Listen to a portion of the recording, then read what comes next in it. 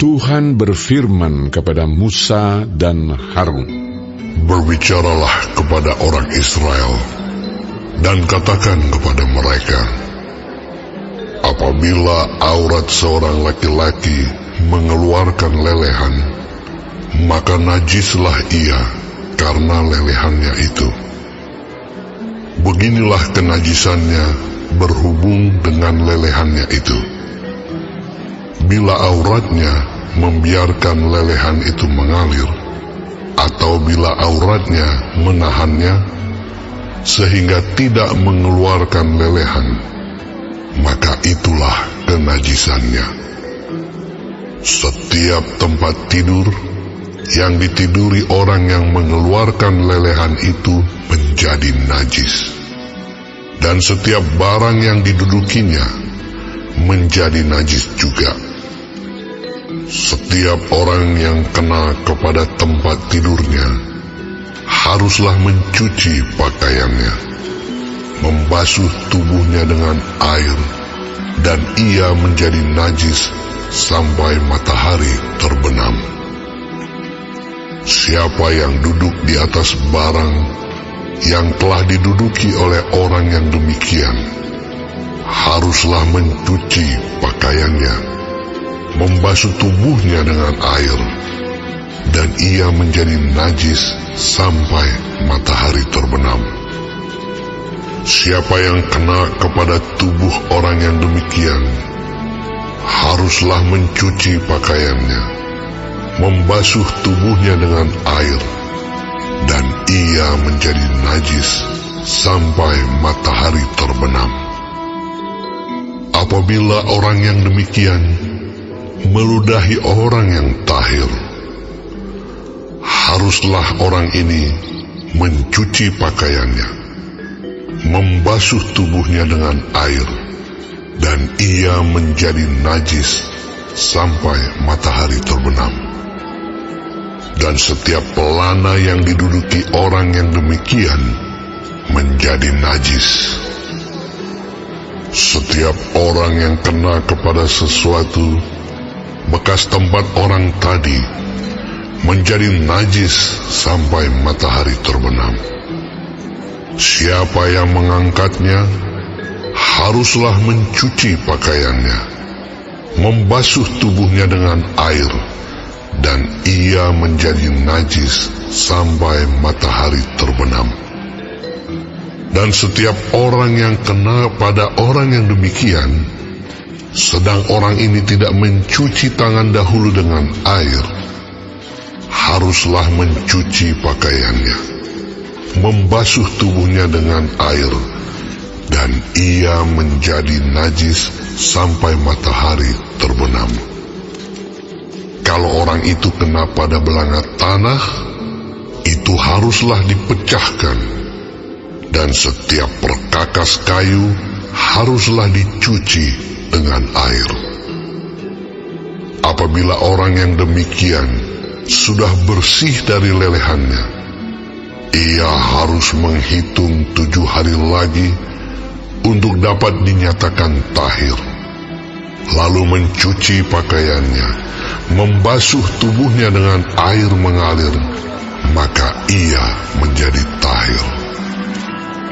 Pada hari yang ke-8, ia harus mengambil 2 ekor burung tekukur atau 2 ekor anak burung merpati, dan datang ke hadapan Tuhan, ke pintu kemah pertemuan, dan menyerahkan burung-burung itu kepada imam. Lalu imam harus mempersembahkannya, yang seekor sebagai korban penghapus dosa, dan yang seekor lagi sebagai korban bakaran. Dengan demikian, imam mengadakan pendamaian bagi orang itu di hadapan Tuhan karena lelehannya. Apabila seorang laki-laki tertumpah maninya, ia harus membasuh seluruh tubuhnya dengan air, dan ia menjadi najis sampai matahari terbenam. setiap pakaian dan setiap kulit yang kena tumpahan mani itu haruslah dicuci dengan air dan menjadi najis sampai matahari terbenam. Juga seorang perempuan, kalau seorang laki-laki tidur dengan dia dengan ada tumpahan mani, maka keduanya harus membasuh tubuhnya dengan air, dan mereka menjadi najis sampai matahari terbenam. Apabila seorang perempuan mengeluarkan lelehan, dan lelehannya itu adalah darah dari auratnya, ia harus 7 hari lamanya dalam cemar kainnya, dan setiap orang yang kena kepadanya menjadi najis sampai matahari terbenam. Segala sesuatu yang ditidurinya selama ia cemar kain menjadi najis, dan segala sesuatu yang didudukinya menjadi najis juga. Setiap orang yang kena kepada tempat tidur perempuan itu haruslah mencuci pakaiannya, membasuh tubuhnya dengan air, dan ia menjadi najis sampai matahari terbenam. Setiap orang yang kena kepada sesuatu barang yang diduduki perempuan itu haruslah mencuci pakaiannya, membasuh diri dengan air, dan ia menjadi najis sampai matahari terbenam. Juga pada waktu ia kena kepada sesuatu yang ada di tempat tidur atau di atas barang yang diduduki perempuan itu, ia menjadi najis sampai matahari terbenam. Jikalau seorang laki-laki tidur dengan perempuan itu, dan ia kena cemar kain perempuan itu, maka ia menjadi najis selama 7 hari, dan setiap tempat tidur yang ditidurinya menjadi najis juga. Apabila seorang perempuan berhari-hari lamanya mengeluarkan lelehan, yakni lelehan darah yang bukan pada waktu cemar kainnya, atau apabila ia mengeluarkan lelehan lebih lama dari waktu cemar kainnya, maka selama lelehannya yang najis itu, perempuan itu adalah seperti pada hari-hari cemar kainnya, yakni ia najis. Setiap tempat tidur yang ditidurinya, selama ia mengeluarkan lelehan, haruslah baginya seperti tempat tidur pada waktu cemar kainnya, dan setiap barang yang didudukinya menjadi najis sama seperti kenajisan cemar kainnya. Setiap orang yang kena kepada barang-barang itu menjadi najis, dan ia harus mencuci pakaiannya, membasuh tubuhnya dengan air, dan ia menjadi najis sampai matahari terbenam. Tetapi jikalau perempuan itu sudah tahir dari lelehannya, ia harus menghitung 7 hari lagi. Sesudah itu barulah ia menjadi tahir. Pada hari yang ke-8, ia harus mengambil 2 ekor burung tekukur atau 2 ekor anak burung merpati, dan membawanya kepada imam ke pintu kemah pertemuan. Imam harus mempersembahkan yang seekor sebagai korban penghapus dosa, dan yang seekor lagi sebagai korban bakaran. Dengan demikian, imam mengadakan pendamaian bagi orang itu di hadapan Tuhan, karena lelehannya yang najis itu. Begitulah kamu harus menghindarkan orang Israel dari kenajisannya, supaya mereka jangan mati di dalam kenajisannya, bila mereka menajiskan kemah suciku yang ada di tengah-tengah mereka itu. Itulah hukum tentang seorang laki-laki yang mengeluarkan lelehan atau yang tertumpah maninya yang menyebabkan dia najis. Dan tentang seorang perempuan yang bercemar kain, dan tentang seseorang, baik laki-laki maupun perempuan, yang mengeluarkan lelehan, dan tentang laki-laki yang tidur dengan perempuan yang najis.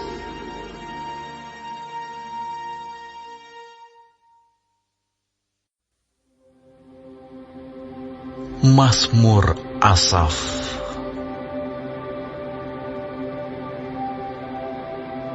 Yang Maha Kuasa, Tuhan Allah, berfirman dan memanggil bumi. Dari terbitnya matahari sampai kepada terbenamnya. Dari Sion, puncak keindahan, Allah tampil bersinar.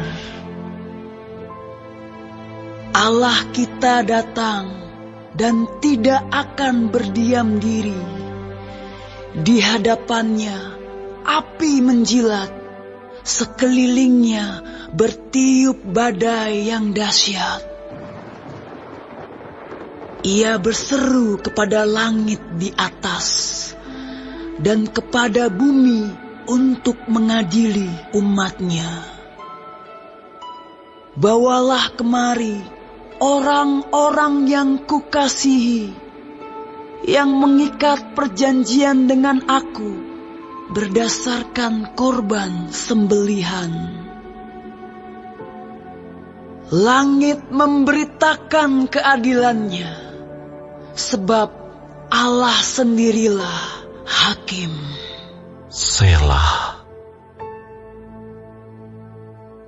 Dengarlah, hai umatku, aku hendak berfirman, hai Israel, aku hendak bersaksi terhadap kamu.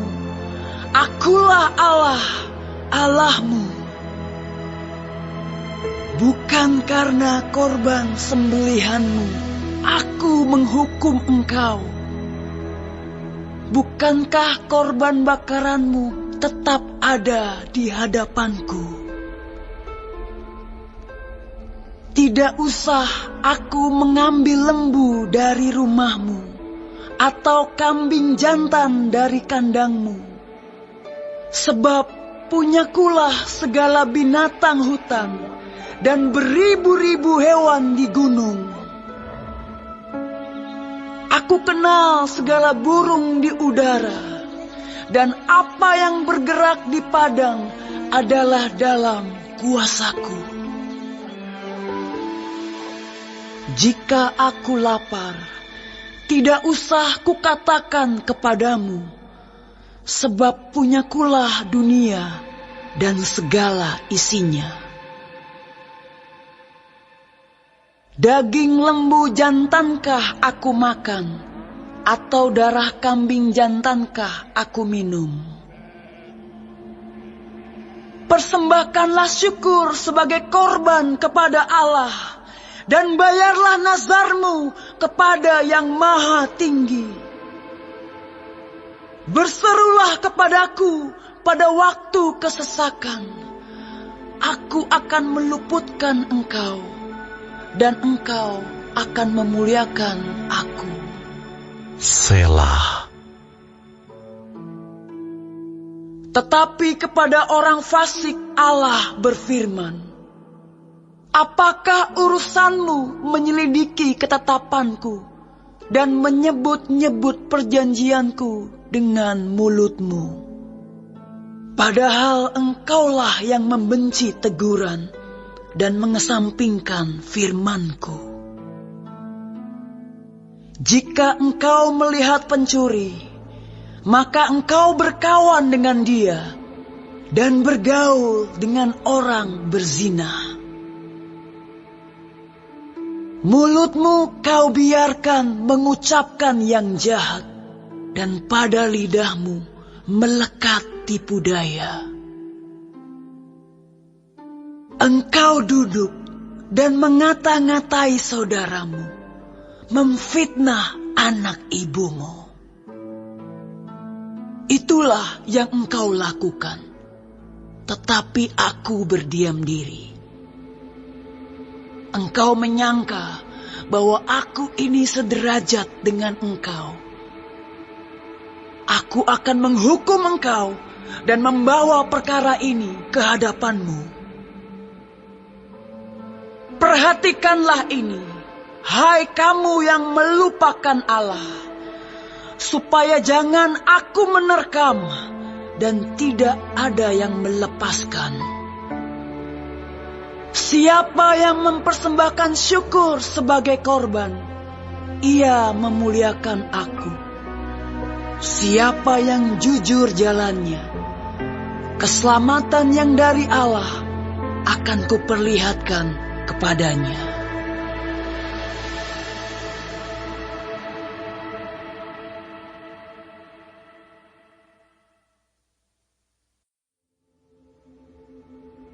Siapa mencintai didikan, mencintai pengetahuan.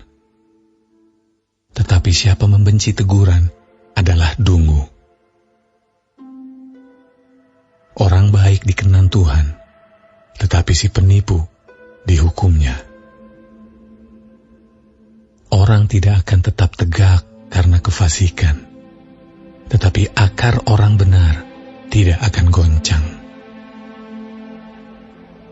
Istri yang cakap adalah mahkota suaminya, tetapi yang membuat malu adalah seperti penyakit yang membusukkan tulang suaminya. Yesus masuk ke kota Yeriko dan berjalan terus melintasi kota itu. Di situ ada seorang bernama Zakius, kepala pemungut cukai, dan ia seorang yang kaya. Ia berusaha untuk melihat orang apakah Yesus itu, tetapi ia tidak berhasil karena orang banyak sebab badannya pendek. Maka berlarilah ia mendahului orang banyak, lalu memanjat pohon ara untuk melihat Yesus yang akan lewat di situ. Ketika Yesus sampai ke tempat itu, ia melihat ke atas dan berkata, Zakeus, segeralah turun, sebab hari ini aku harus menumpang di rumahmu. Lalu Zakeus segera turun dan menerima Yesus dengan sukacita. Tetapi semua orang yang melihat hal itu bersungut-sungut. Katanya, ia menumpang di rumah orang berdosa. Tetapi Zakeus berdiri dan berkata kepada Tuhan, Tuhan, setengah dari milikku akan kuberikan kepada orang miskin. Dan sekiranya ada sesuatu yang kuperas dari seseorang, akan kukembalikan 4 kali lipat. Kata Yesus kepadanya, Hari ini telah terjadi keselamatan kepada rumah ini, karena orang ini pun anak Abraham. Sebab anak manusia datang untuk mencari dan menyelamatkan yang hilang. Untuk mereka yang mendengarkan dia di situ, Yesus melanjutkan perkataannya dengan suatu perumpamaan, sebab ia sudah dekat Yerusalem dan mereka menyangka bahwa kerajaan Allah akan segera kelihatan. Maka ia berkata, Ada seorang bangsawan berangkat ke sebuah negeri yang jauh untuk dinobatkan menjadi raja di situ, dan setelah itu baru kembali.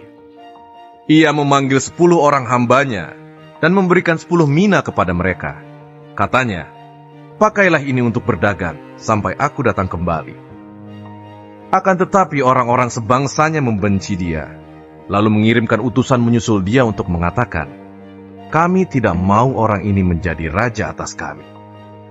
Dan terjadilah ketika ia kembali, setelah ia dinobatkan menjadi raja, ia menyuruh memanggil hamba-hambanya yang telah diberinya uang itu untuk mengetahui berapa hasil dagang mereka masing-masing. Orang yang pertama datang dan berkata, Tuan, mina tuan yang satu itu telah menghasilkan 10 mina. Katanya kepada orang itu, Baik sekali perbuatanmu itu, hai hamba yang baik. Engkau telah setia dalam perkara kecil, karena itu terimalah kekuasaan atas 10 kota. Datanglah yang kedua dan berkata, Tuan, mina Tuan telah menghasilkan 5 mina. Katanya kepada orang itu, dan engkau kuasailah 5 kota. Dan hamba yang ketiga datang dan berkata, Tuan, inilah mina Tuan. Aku telah menyimpannya dalam sapu tangan. Sebab aku takut akan Tuan, karena Tuan adalah manusia yang keras. Tuan mengambil apa yang tidak pernah Tuan taruh, dan Tuan menuai apa yang tidak Tuan tabur. Katanya kepada orang itu, Hai hamba yang jahat, aku akan menghakimi engkau menurut perkataanmu sendiri. Engkau sudah tahu bahwa aku adalah orang yang keras, yang mengambil apa yang tidak pernah aku taruh dan menuai apa yang tidak aku tabur. Jika demikian, mengapa uangku itu tidak kau berikan kepada orang yang menjalankan uang? Maka sekembaliku, aku dapat mengambilnya serta dengan bunganya. Lalu katanya kepada orang-orang yang berdiri di situ, Ambillah mina yang satu itu daripadanya, dan berikanlah kepada orang yang mempunyai 10 mina itu. Kata mereka kepadanya, Tuan, ia sudah mempunyai 10 mina. Jawabnya, Aku berkata kepadamu, setiap orang yang mempunyai, kepadanya akan diberi. Tetapi siapa yang tidak mempunyai, daripadanya akan diambil juga apa yang ada padanya. Akan tetapi semua seteruku ini, yang tidak suka aku menjadi rajanya, bawalah mereka kemari, dan bunuhlah mereka di depan mataku. Dan setelah mengatakan semuanya itu, Yesus mendahului mereka dan meneruskan perjalanannya ke Yerusalem. Ketika ia telah dekat Betfage dan Betania, yang terletak di gunung yang bernama Bukit Zaitun, Yesus menyuruh 2 orang muridnya dengan pesan, Pergilah ke kampung yang di depanmu itu. Pada waktu kamu masuk di situ, kamu akan mendapati seekor keledai muda tertambat, yang belum pernah ditunggangi orang. Lepaskanlah keledai itu, dan bawalah kemari. Dan jika ada orang bertanya kepadamu, mengapa kamu melepaskannya? Jawablah begini, Tuhan memerlukannya. Lalu pergilah mereka yang disuruh itu, dan mereka mendapati segala sesuatu seperti yang telah dikatakan Yesus. Ketika mereka melepaskan keledai itu, berkatalah orang yang mempunyai keledai itu, Mengapa kamu melepaskan keledai itu? Kata mereka, Tuhan memerlukannya. Mereka membawa keledai itu kepada Yesus, lalu mengalasinya dengan pakaian mereka dan menolong Yesus naik ke atasnya. Dan sementara Yesus mengendarai keledai itu, mereka menghamparkan pakaiannya di jalan. Ketika ia dekat Yerusalem, di tempat jalan menurun dari Bukit Zaitun, mulailah semua murid yang mengiringi dia bergembira dan memuji Allah dengan suara nyaring oleh karena segala mujizat yang telah mereka lihat. Kata mereka, Diberkatilah dia yang datang sebagai Raja dalam nama Tuhan. Damai sejahtera di sorga dan kemuliaan di tempat yang maha tinggi. Beberapa orang Farisi yang turut dengan orang banyak itu berkata kepada Yesus, Guru, tegurlah murid-muridmu itu. Jawabnya, Aku berkata kepadamu, jika mereka ini diam, maka batu ini akan berteriak. Dan ketika Yesus telah dekat dan melihat kota itu, ia menangisinya, katanya, Wahai betapa baiknya, jika pada hari ini juga engkau mengerti apa yang perlu untuk damai sejahteramu. Tetapi sekarang hal itu tersembunyi bagi matamu. Sebab akan datang harinya, bahwa musuhmu akan mengelilingi engkau dengan kubu, lalu mengepung engkau, dan menghimpit engkau dari segala jurusan. Dan mereka akan membinasakan engkau beserta dengan pendudukmu. Dan pada tembokmu, mereka tidak akan membiarkan satu batu pun tinggal terletak di atas batu yang lain. Karena engkau tidak mengetahui saat bila mana Allah melawat engkau. Lalu Yesus masuk ke bait Allah dan mulailah ia mengusir semua pedagang di situ. Katanya kepada mereka, "Ada tertulis, rumahku adalah rumah doa, tetapi kamu menjadikannya sarang penjamun." Tiap-tiap hari ia mengajar di dalam bait Allah. Imam-imam kepala dan ahli-ahli Taurat serta orang-orang terkemuka dari bangsa Israel berusaha untuk membinasakan dia. Tetapi mereka tidak tahu bagaimana harus melakukannya, sebab seluruh rakyat terpikat kepadanya dan ingin mendengarkan dia.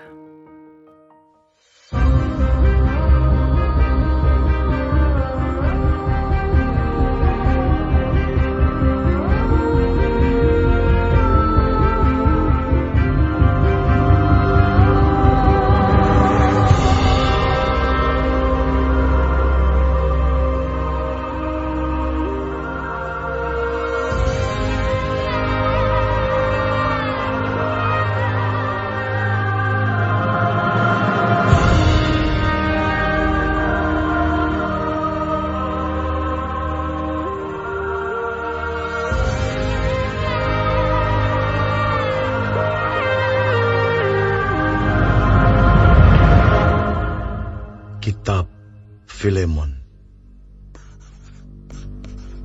dari Paulus, seorang hukuman karena Kristus Yesus, dan dari Timotius saudara kita, kepada Filemon yang kekasih, teman sekerja kami, dan kepada Afia, saudara perempuan kita, dan kepada Arkipus, teman seperjuangan kita, dan kepada jemaat di rumahmu. Kasih karunia dan damai sejahtera dari Allah, Bapa kita, dan dari Tuhan Yesus Kristus menyertai kamu. Aku mengucap syukur kepada Allahku setiap kali aku mengingat engkau dalam doaku, karena aku mendengar tentang kasih-Mu kepada semua orang kudus, dan tentang iman-Mu kepada Tuhan Yesus. Dan aku berdoa agar persekutuan-Mu di dalam iman turut mengerjakan pengetahuan akan yang baik di antara kita untuk Kristus. Dari kasih-Mu sudah kuperoleh kegembiraan besar dan kekuatan, sebab hati orang-orang kudus telah Kau hiburkan, saudaraku.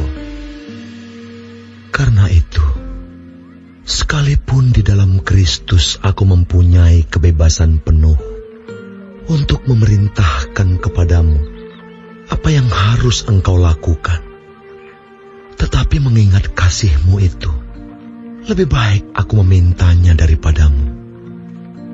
Aku, Paulus, yang sudah menjadi tua, lagi pula sekarang dipenjarakan karena Kristus Yesus, mengajukan permintaan kepadamu mengenai anakku yang kudapat selagi aku dalam penjara, yakni Onesimus.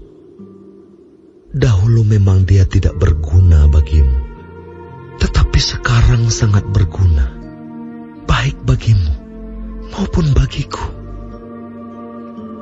Dia kusuruh kembali kepadamu.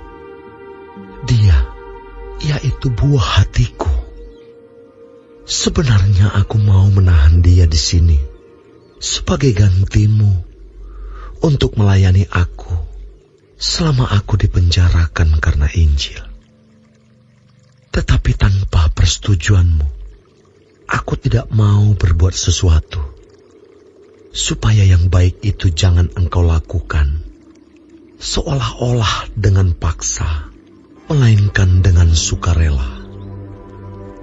Sebab mungkin karena itulah dia dipisahkan sejenak daripadamu, supaya engkau dapat menerimanya untuk selama-lamanya. Bukan lagi sebagai hamba, melainkan lebih daripada hamba, yaitu sebagai saudara yang kekasih. Bagiku sudah demikian, apalagi bagimu, baik secara manusia maupun di dalam Tuhan. Kalau engkau menganggap aku temanmu seiman, terimalah dia seperti aku sendiri. Dan kalau dia sudah merugikan engkau ataupun berhutang padamu, tanggungkanlah semuanya itu kepada aku. Aku, Paulus, menjaminnya dengan tulisan tanganku sendiri. Aku akan membayarnya, agar jangan kukatakan, tanggungkanlah semuanya itu kepadamu. Karena engkau berhutang padaku, yaitu dirimu sendiri. Ya, saudaraku, semoga engkau berguna bagiku di dalam Tuhan. Hiburkanlah hatiku di dalam Kristus. Dengan percaya kepada ketaatanmu, kutuliskan ini kepadamu. Aku tahu lebih daripada permintaanku ini akan kau lakukan. Dalam pada itu, bersedialah juga memberi tumpangan kepadaku, karena aku harap oleh doamu, aku akan dikembalikan kepadamu. Salam kepadamu dari Epafras, temanku sepenjara karena Kristus Yesus, dan dari Markus, Aristarkus, Demas dan Lukas, teman-teman sekerjaku. Kasih karunia Tuhan Yesus Kristus menyertai